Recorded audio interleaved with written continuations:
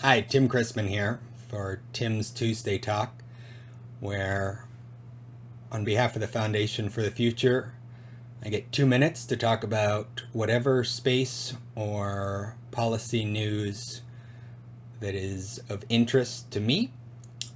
And because it's a 2-minute talk, I normally get to go 5. This is not TED. I don't have to cut it short.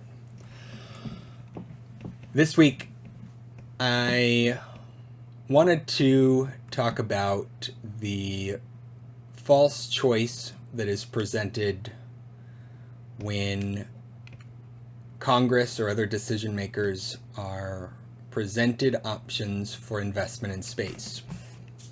I had the opportunity last week to talk with outgoing members of this administration about the ways they had advocated for investment in space, the reception, the different ideas they had put forward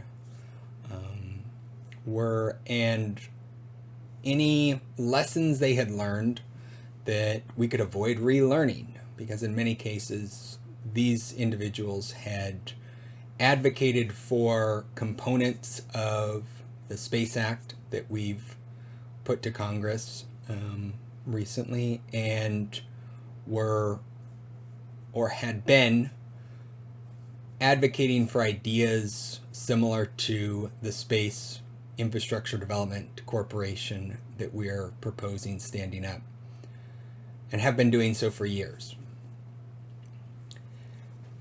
And almost to a person, they said that their reactions up on Capitol Hill had been either, we can't grow government because there'll be too many regulations and that'll stifle innovation,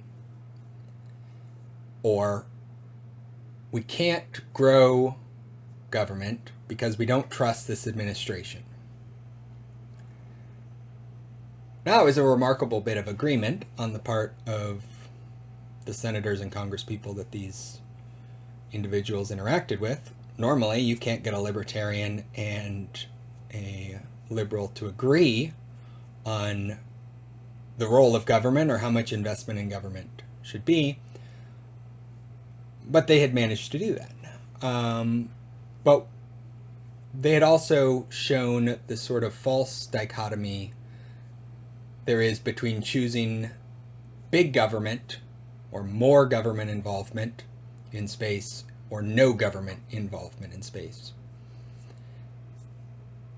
Because at the end of the day, there will be a government role in space, whether it's through Space Force, some sort of definition of property rights and enforcement.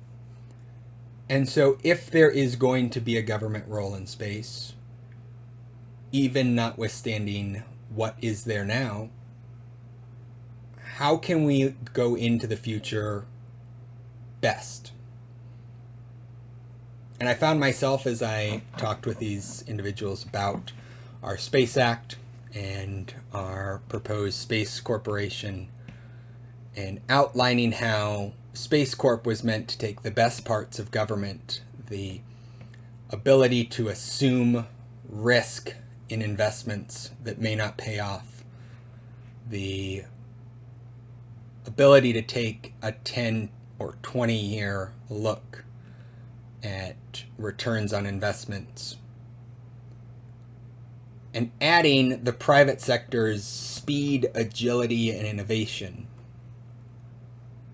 while minimizing the risk of political upheaval between administrations and the need for quarterly reports to shareholders. I realized I was making the libertarian argument that many of these individuals had heard, that we should be getting government out of the way of innovation and job creation. Not wholesale, but in large part, that was the argument I was making. And I realized that if there is a time when making a libertarian argument could appeal across the political divide, now is it. how could an argument that says a minimal government investment with limited regulatory authority, if any, can create blue-collar jobs, can develop a workforce in manufacturing, in manual labor, while securing the U.S. national interest, advancing green energy? How many times in history are there that single issues with relatively simple solutions can bridge ideological divides like that?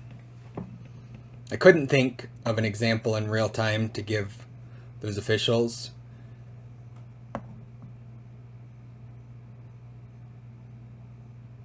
But at the end of the day, the best example of when that occurred was the formation of the United States.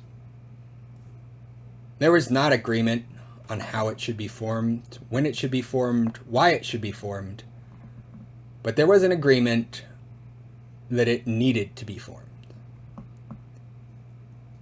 And how it grew from there is what got us to here.